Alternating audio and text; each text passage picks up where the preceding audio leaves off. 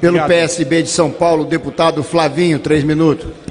Senhor presidente, eu quero aproveitar desse momento que tenho nessa tribuna para dizer que eu fui um dos primeiros parlamentares do meu partido a me posicionar contra a reforma da Previdência. E eu o fiz e também continuo fazendo, não por achar e ter uma mentalidade ou um posicionamento de ilusão diante do problema que a Previdência vive. Claro, nós temos um problema especialmente a médio e longo prazo que precisa ser resolvido. Mas o meu ponto de discordância com essa proposta que foi enviada para essa casa, ela parte de alguns princípios muito bem fundamentados. Por exemplo, a Previdência ela trata da questão social. Nós não temos políticas públicas no nosso país que atendam plenamente essas realidades. Ao contrário, nós vemos e vimos no governo cassado do PT, nós vemos nesse governo encabeçado pelo PMDB e pelo PSDB também com seu apoio, nós vemos que políticas públicas na área social elas não funcionam. Elas não atendem de fato pessoas que precisam ser atendidas. Na área da saúde, então, nem se fale.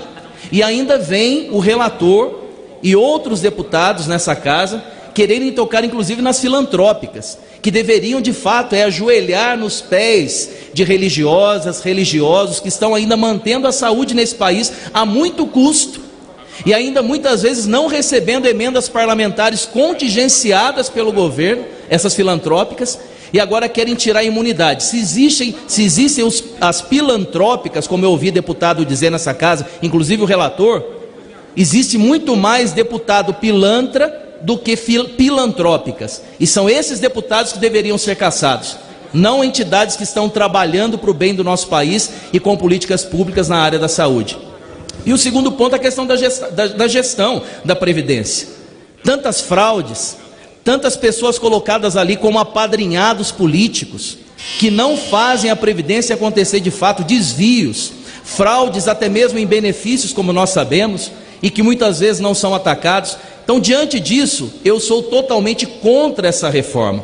E se o nosso governo atual tivesse, de fato, políticas públicas que atendessem saúde, educação e assistência social, nós poderíamos sim comparar com países desenvolvidos, como estão fazendo os defensores dessa reforma. Como isso não acontece no nosso país, eu sou contra e eu ouço a voz daqueles que estão lá fora. Não de uma pelegada que muitas vezes sai aí quebrando o ministério e quebrando prédios públicos, depredando, roubando.